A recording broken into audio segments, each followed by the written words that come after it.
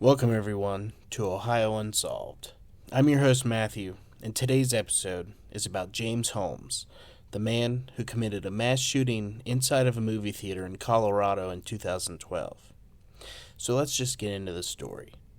Everyone sit back, make sure to lock your doors and windows, and get ready for Ohio Unsolved.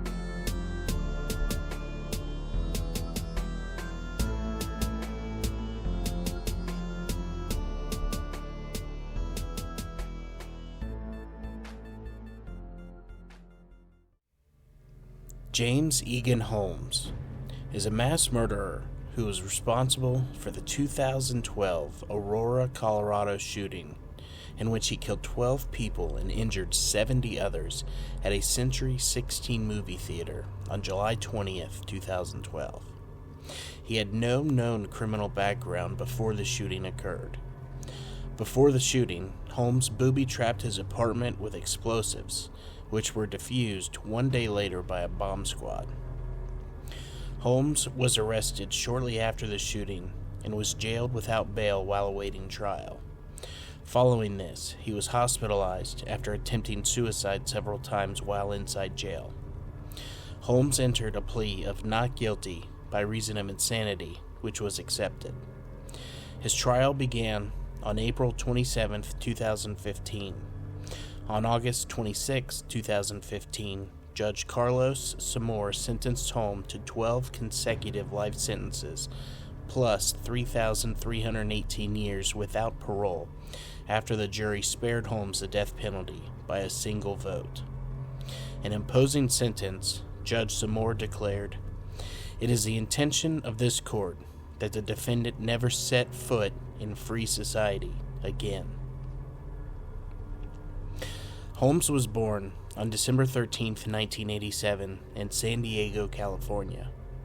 His father, Robert Holmes, is a mathematician and scientist with degrees from Stanford University, UCLA, and UC Berkeley, and his mother, Arlene Holmes, is a registered nurse. He has a sister. Holmes was raised in Oak Hills, a community in Monterey County near Castroville, California, where he attended elementary school. At 12 years old, Holmes moved back to San Diego. There, he lived in the affluent Rancho Penasquitos neighborhood, where he reportedly began to decline socially. He went to Westview High School and graduated in 2006. Holmes played football and ran cross-country in high school. He attended the Penasquitos Lutheran Church with his family, according to the Lutheran Church's pastor. According to Holmes's lawyer, Daniel King, Holmes began to suffer from mental health issues in middle school, and he attempted suicide at the age of 11. According to Holmes, during his childhood, he was frightened of what he called nail ghosts that would hammer on the walls at night. Holmes would see a social worker, Margaret Roth, once before she sent him to psychiatrist Lynn Fenton. Holmes was depressed and, quote, obsessed with killing for over a decade. Despite these issues, Holmes graduated from high school in 2006 and completed a bachelor's degree at the University of California, Riverside in 2010. He then decided to pursue a graduate degree in neuroscience at the University of Colorado and moved to Aurora. In Aurora, Holmes lived on Paris Street in a one-bedroom apartment in a building with other students involved in health studies at the University of Colorado. In a rental application for an apartment, he described himself as, quote, quiet and easygoing. And in an online dating profile, he identified himself as an agnostic. He left digital footprints, like a university email address, an old MySpace photo, a dating profile on Match.com, and a profile on Adult Friend Finder, as well as a resume at the employment website Monster.com. Holmes allegedly hired sex workers, and he left reviews of their services on an online message board. In October 2011, Holmes began dating a fellow student in his biology class. Their relationship lasted until an encounter on St. Patrick's Day, ending when she felt distant from him following an encounter between Holmes and another man who talked to her during a date. She said that Holmes often made flat jokes that made other people feel uncomfortable, and had expressed his desire to kill people. She tried to recommend getting professional help, despite not taking his claims seriously. They resumed their relationship in early January 2012, but it ended again in February. Holmes told a state-appointed psychiatric physician that, quote, their breakup contributed to his violent depression. In 2006, Holmes worked as an intern at the Salk Institute for Biological Studies, where he was assigned to write computer code for an experiment. Holmes, who was described by his supervisor as stubborn, uncommunicative, and socially inept, presented his project to the other interns at the end of the internship, but never completed it. Holmes wrote of his experience at the Salk Institute in a college application essay. I had little experience in computer programming, and the work was challenging to say the least. Nonetheless, I taught myself how to program in Flash and then construct a cross-temporal calibration model. Completing the project and presenting my model at the end of the internship was exhilarating. Graduating from Westview High School in the Torrey Highlands community of San Diego in 2006, Holmes attended the University of California, Riverside. In 2010, he received his undergraduate bachelor's degree in neuroscience with highest honors. He was a member of several honor societies, including Phi Beta Kappa and Golden Key. According to UCR recommendation letters submitted to the University of Illinois at Urbana, Holmes graduated in the top 1% of his class with a 3.949 GPA.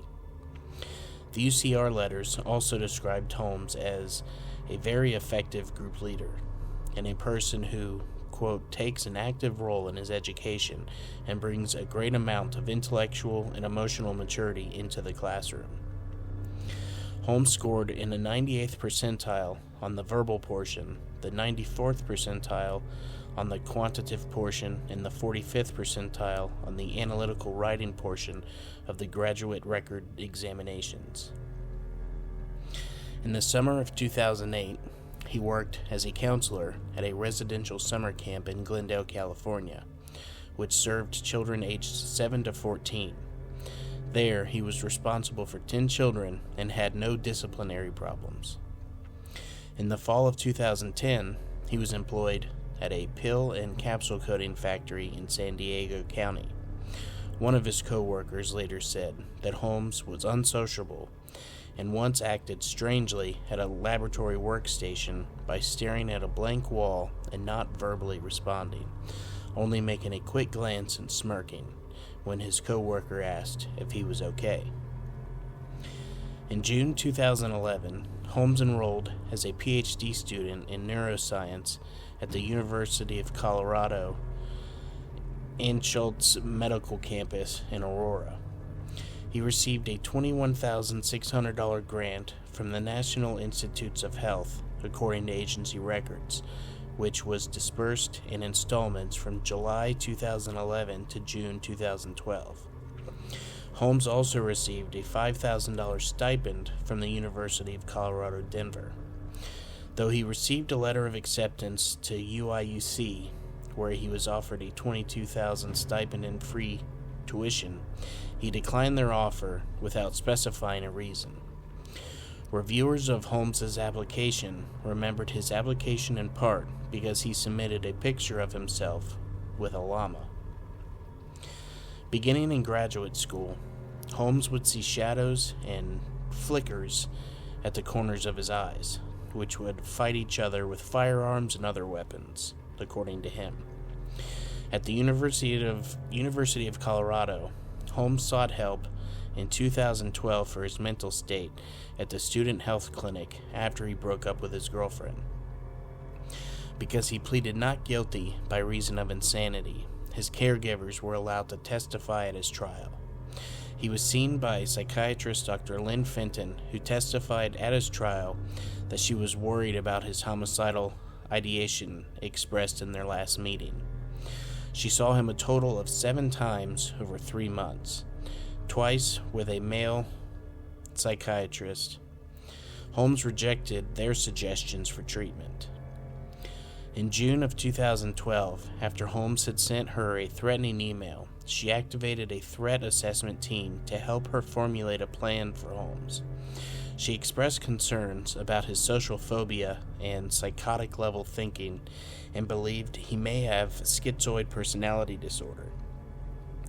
She listed specific concerns, such as his long-standing fantasies about killing as many people as possible, his reluctance to discuss any details about his plans, his refusal to allow them to talk to anyone else, and the unclear timeline. She didn't know if he was always that way or if this was a new behavior. She consulted with his mother, who said that he had long-standing social problems. Although the center offered to treat him if he lost his insurance, he left treatment. In 2012, Holmes's academic performance declined, and he scored poorly on the comprehensive exam in the spring. The university was not planning to expel him, however. Holmes was in the process of withdrawing from the university. 3 days after failing a key oral exam at the university in early June, Holmes dropped out of his studies without further explanation. At the time of his arrest, he gave his occupation as laborer. Holmes's defense attorney stated in a motion that he was a psychiatric patient of the medical director of Ann Schultz's Student Mental Health Services prior to the Aurora shooting. The prosecutor disagreed with that claim. 4 days after release of the defense attorney's motion, the judge required this information to be blacked out. CBS News later reported that Holmes had met with at least 3 mental health professionals at the University of Colorado before the massacre. One of them, who was informed by Holmes of his homicidal thoughts, considered placing him on an involuntary mental health home, but decided against it, noting her belief that Holmes was borderline and the commitment would only inflame him. One of Holmes's psychiatrists suspected that prior to the shooting, Holmes suffered from a mental illness that could have been dangerous. A month before the tragedy, Dr. Lynn Fenton told the campus police that he had also made homicidal statements. 2 weeks before the massacre, Holmes sent a text message asking a graduate student if the student had ever heard of the disorder dysphoric mania, and warning the student to stay away from him, quote, because he was bad news. Initial reports from the Los Angeles Times, quoting one of Holmes's classmates, indicated that Holmes was a fan of superheroes and also quoted an anonymous law enforcement official as claiming that Holmes' apartment was decorated with Batman paraphernalia. However, later reports described Holmes's apartment as relatively empty, while mentioning the presence of a single Batman mask. George Bruchler, the district attorney who prosecuted Holmes, stated after the trial that there was no evidence to suggest that Holmes had an obsession with Batman. William Reed, the psychiatrist who interviewed Holmes after the shooting, said that Holmes, quote, picked that movie simply because it was guaranteed to be full. Dave Aragon, an actor from the MTV television series Pimp My Ride, stated that Holmes called him twice the month before the shooting took place. Aragon was the writer, director, and star of the then upcoming film entitled The Suffocator of Sins, which depicts a vigilante who shoots criminals, and Aragon claimed that Holmes showed interest in his movie's trailer. According to Apropos County District Attorney George Bruchler, Holmes chose the Century 16 Theater for his attack because he liked movie theaters, and that specific theater had doors that he could lock in order to increase the number of casualties, as well as being in an area where police response would take longer. He specifically chose to attack a midnight screening because he believed fewer children would be present, not wanting to kill them. Holmes allegedly considered other locations for a mass shooting, such as an airport, but ruled it out because an airport would have too much security. He also wrote his reasoning that an attack on an airport would be confused as an act of terrorism, saying, "Terrorism isn't the message. The message is, there is no message." In addition, he had been considering using explosives, chemical agents, or biological agents in his attack, but rejected the scenario as he thought he might, quote, blow himself up.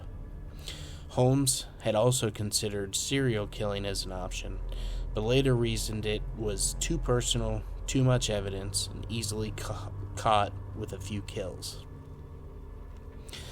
On May 22, 2012, Holmes purchased a Glock 22 pistol at a Gander Mountain shop in Aurora. 6 days later, on May 28th, he bought a Remington 870 Express tactical shotgun at a Bass Pro Shop in Denver. On June 7th, just hours after failing his oral exam at the university, he purchased a Smith & Wesson M&P 15 sport rifle. All three of these weapons were bought legally and background checks were performed. In the 4 months prior to the shooting, Holmes also bought 3,000 rounds of ammunition for the pistol, 3,000 rounds for the M&P 15, and 350 shells for the shotgun over the internet. On July 2nd, he placed an order for a Blackhawk Urban assault vest, 2 magazine holders, and a knife at an online retailer. He also purchased spike strips, which he later admitted he planned to use in case the police would shoot at or follow him in a car chase. On June 25th, less than a month before the shooting, Holmes emailed an application to join a gun club in Byers, Colorado. The owner, Glenn Rotkovich, called him several times throughout the following days to invite him to a mandatory orientation, but could only reach his answering machine. Holmes left Rotkovich one voicemail in reply. Due to the nature of Holmes's voicemail, which Rotkovich described as bizarre, freaky, and guttural, spoken with a deep voice, incoherent and rambling, Rotkovich instructed his staff to inform if Holmes showed up, though Holmes neither appeared at the gun range nor called back. In hindsight, looking back, and if I'd seen the movies, maybe I'd say it was like the Joker. I would have gotten the Joker out of it. It was like somebody was trying to be as weird as possible, Rotkovich said. On July 19th, just hours before the shooting started, Holmes mailed a notebook to a psychiatrist. The notebook detailed his thoughts and plans during the weeks preceding the shooting. The notebook was found in an undelivered package at the Anschutz Medical Campus mailroom. Immediately prior to the shooting, Holmes reportedly called a crisis hotline for mental health with the hopes that someone would talk him out of committing the massacre at the last minute. However, the call was disconnected after 9 seconds. The shooting occurred in Theater 9 at the Century 16 multiplex, located in the town center at Aurora Shopping Mall. Police said that Holmes bought a ticket, entered the theater, and sat in the front row. About 20 minutes into the film, he left Theater 9 through an emergency exit door beside the movie screen, with direct access to the lightly used parking area at the back of the complex, while propping the door slightly open with a plastic tablecloth holder. There were about 400 people inside of Theater 9. Holmes went to his car, which he had parked next to the exit door, changed into protective clothing, and retrieved his guns. About 30 minutes into the movie, police say, around 12:30 a.m., he re-entered the theater through the exit door. Holmes was dressed in black and wore a gas mask, a load-bearing vest, a ballistic helmet, bullet-resistant leggings, a bullet-resistant throat protector, a groin protector, and tactical gloves. He was listening to techno music through a set of headphones so that he could not hear anything from people in the theater. Initially, few in the audience considered Holmes to be a threat. Some witnesses thought that he was wearing a costume, like other audience members who had dressed up for the screening. Some believed that he was playing a prank, while others thought that he was part of a special effects setup for the film's premiere, or a publicity stunt by the studio or theater management.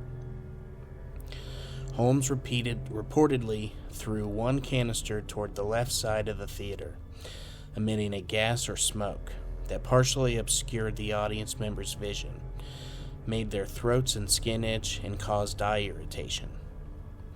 He then fired a 12-gauge Remington 870 Express tactical shotgun, first at the ceiling and then at the audience.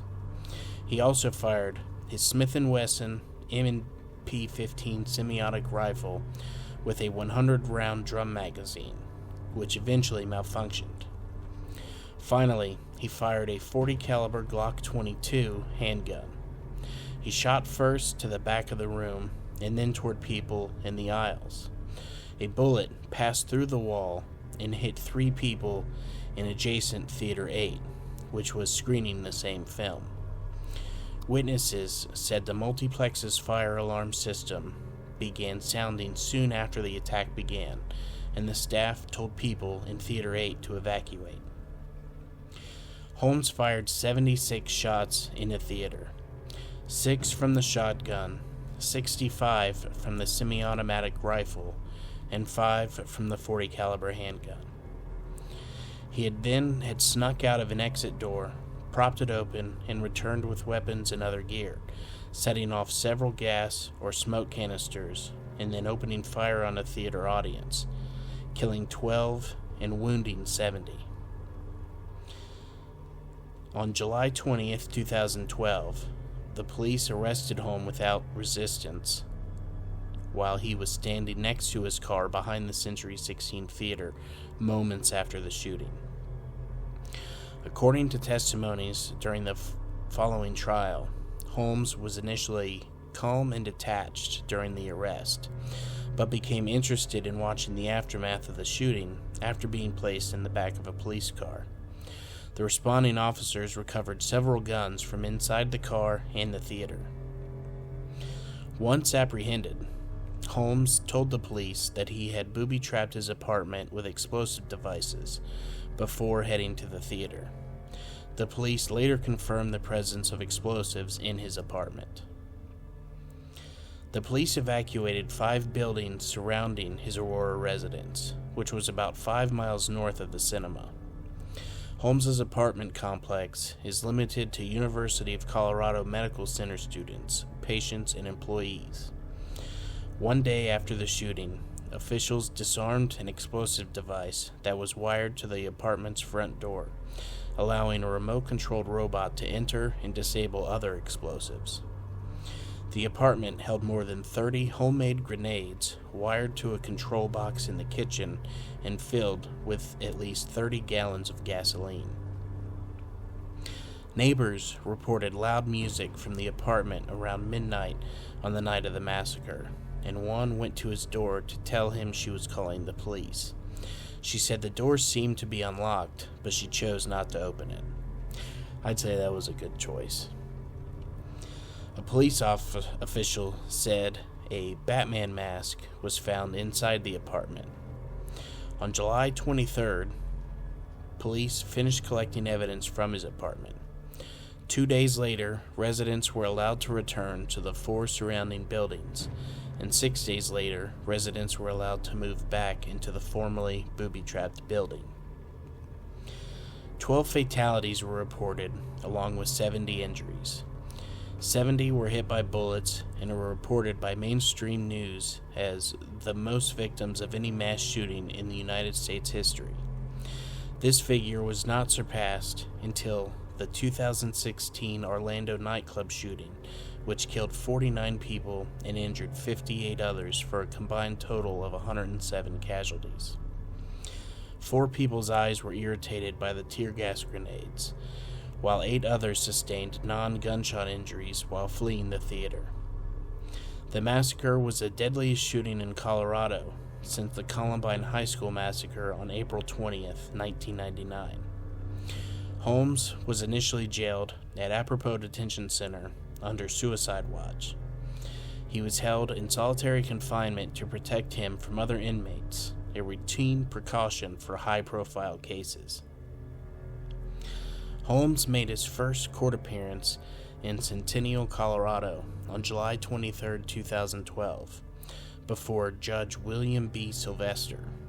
He was read his rights and no bail was given due to the nature of the charges. A mandatory protection order was issued by the judge. The judge appointed the Colorado State Public Defender for Holmes's defense. Holmes said nothing and never looked at the judge.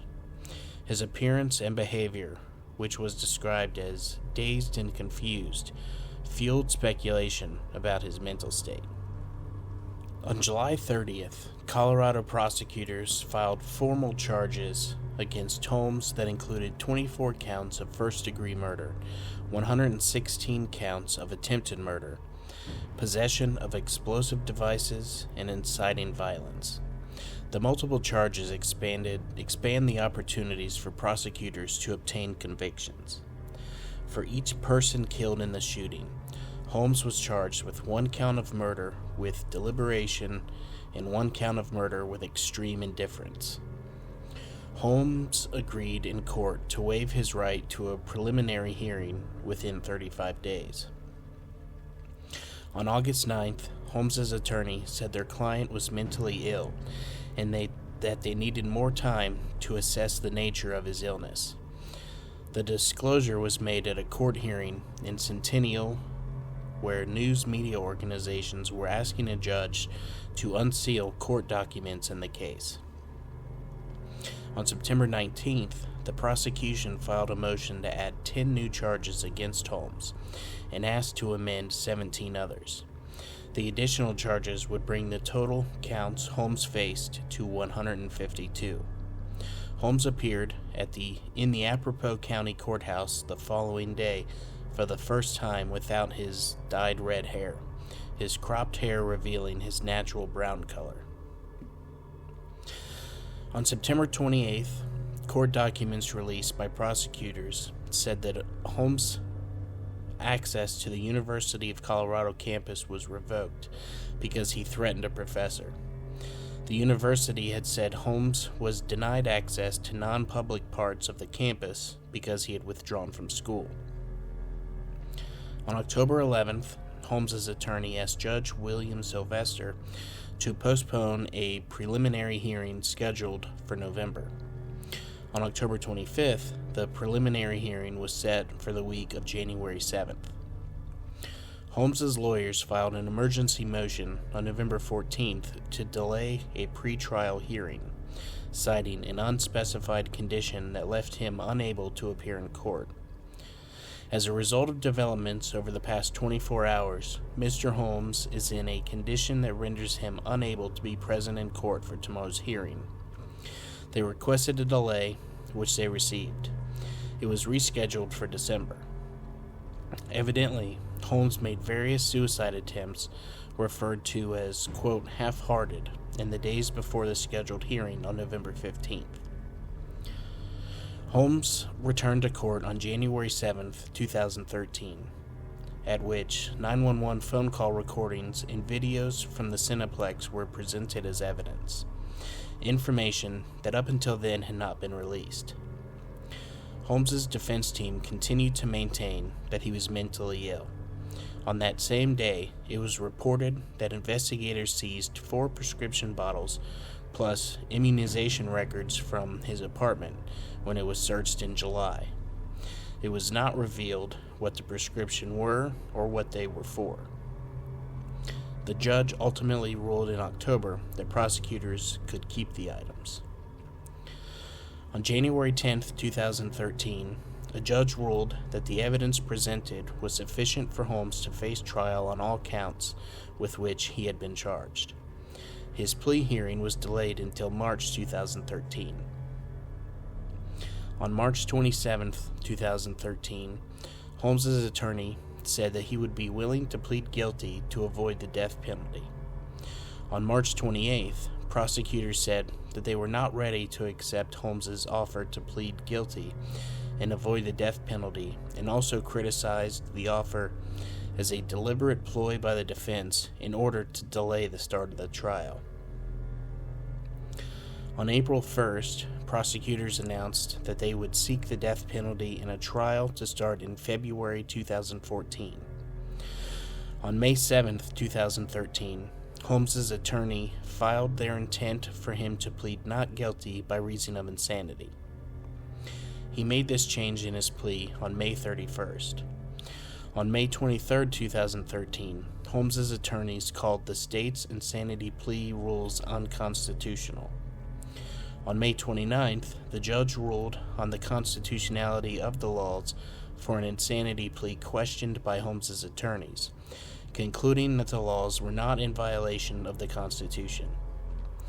On June 4th, the presiding judge accepted his plea of insanity. On August 5, 2013, Holmes was transferred to the Colorado Mental Health Institute in Pueblo, Colorado. By August 20th, Holmes was no longer detained at Colorado's Mental Health Institute. On February 27, 2014, Apropos County District Court Judge Carlos Zamor set the start of Holmes's trial for October 14th. The trial was delayed to December 8th upon a defense request for a continuance to further evaluate Holmes's mental condition. On that date, the trial was again postponed, as Holmes's lawyer asked for another continuance to further prepare their case and review the paperwork of evidence. Jury selection eventually started in January of 2015, after a request by Holmes's lawyer for yet another continuance was denied. The juror selection process lasted 3 months and summoned 9,000 candidates, making it the largest jury summons in U.S. history. On April 15th, selection ended with a total of 19 women and 5 men serving. There were concerns about the selection of jurors, as at least 2 from the pool of 12 primary jurors, along with 12 alternates, had ties to the 1999 Columbine High School massacre. Juror number 535 was the aunt of a Columbine survivor, and juror number 737 was a student there at the time and was also a former friend of the shooters. The trial began on April 27th with opening arguments by the prosecution explaining that Holmes intentionally went to the movie theater that evening with a deliberate intent to kill as many people as possible in a mass shooting spree. The defense opened their argument by admitting the facts that Holmes was the shooter, but said that he was mentally ill with severe schizophrenia and was never in control of his right mind. Starting on April 28th and over the next few weeks, prosecution testimony included various survivors of the massacre and enumerated the after effects on the survivors. On May 26, the notebook Holmes mailed to a psychiatrist hours prior to the shooting was presented as evidence. There had previously been intense debate as to whether the notebook was eligible as evidence and should be admitted, since it detailed Holmes's thoughts. Prosecutors argued the content in Holmes's notebook which had attack plans, proved the shooting was premeditated, while Holmes's attorney argued that his writing indicated his mental illness.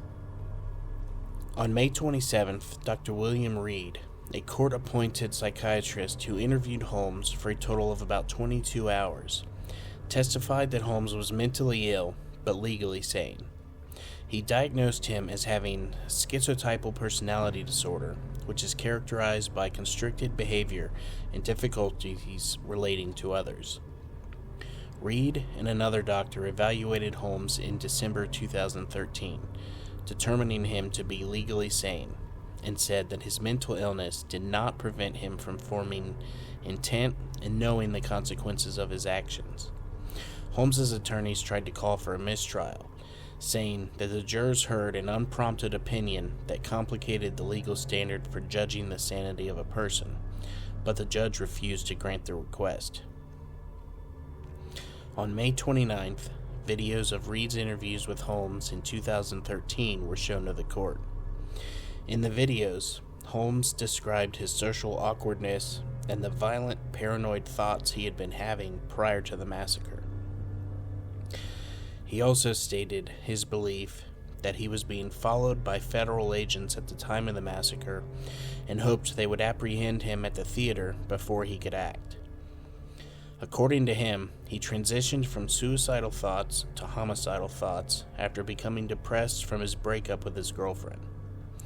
On June 8th, a second psychiatrist, Jeffrey Metzner, testified that Holmes was mentally ill but legally sane when he plotted and carried out the shooting, and that he suffered from schizoaffective disorder.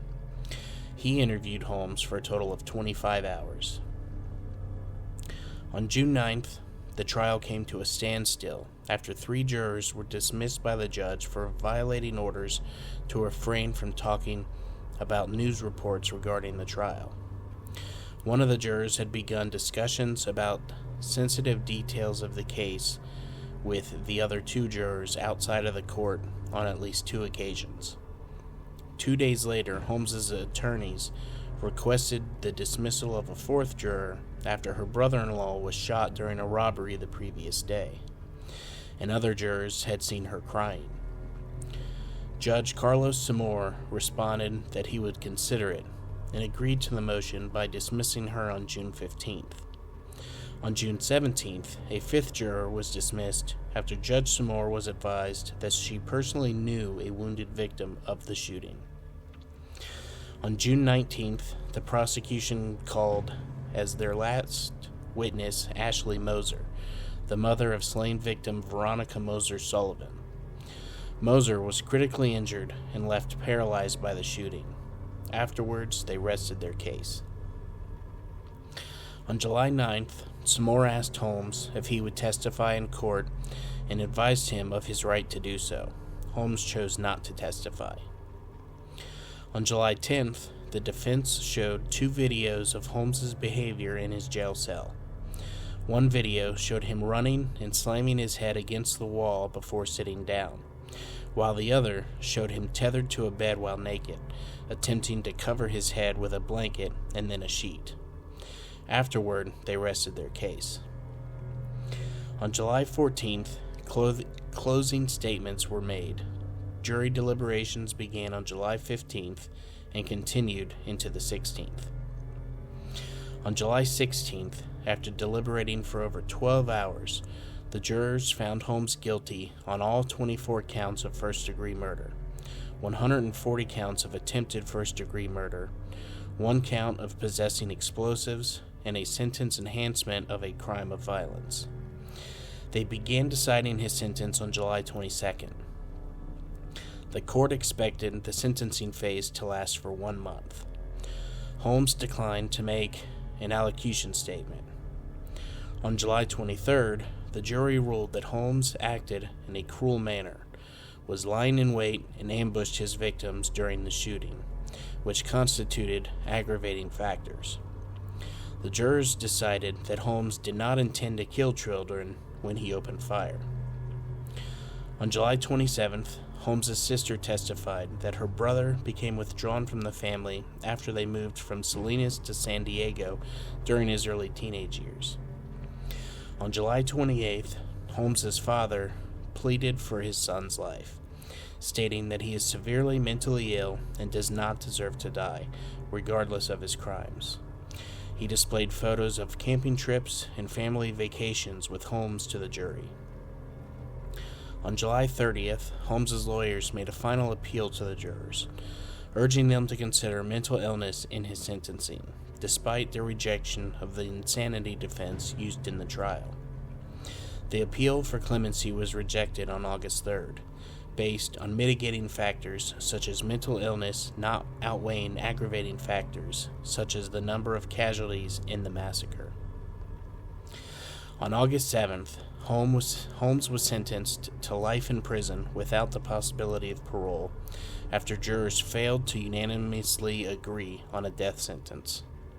One juror was opposed to sentencing Holmes to death due to his mental health issues, while two other jurors were uncertain. Formal sentencing began on August 24th and ended on August 26th.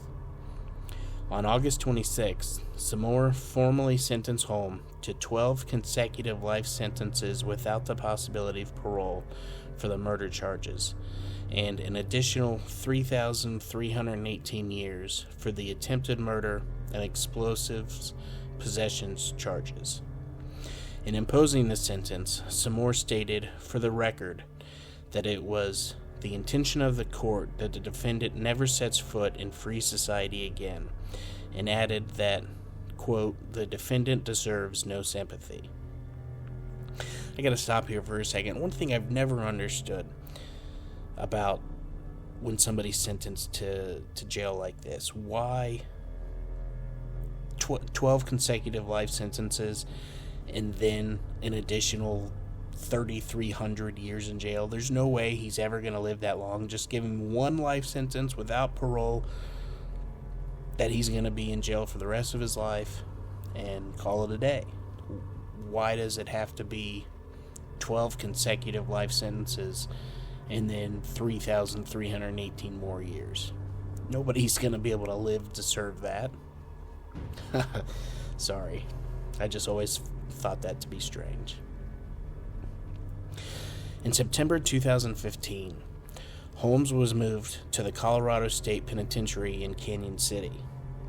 Authorities said that they had not determined at which facility Holmes would be ultimately incarcerated, and that it was possible he might be moved out of state due to his notoriety.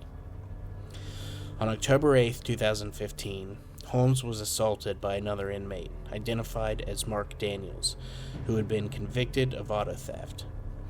Daniels attacked Holmes after a corrections officer inadvertently opened the gate separating the two. He struck Holmes twice before being subdued by prison staff.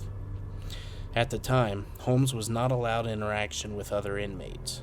As a result of the attack, he was secretly transferred to an undisclosed location outside of the state. Holmes is currently incarcerated at USP Allenwood in Gregg Township, Union County, Pennsylvania. The exact reason for the transfer to federal custody is not known for certain.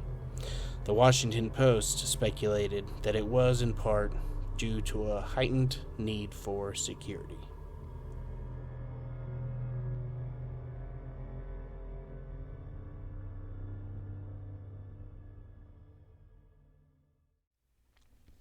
Well, that is going to do it for today.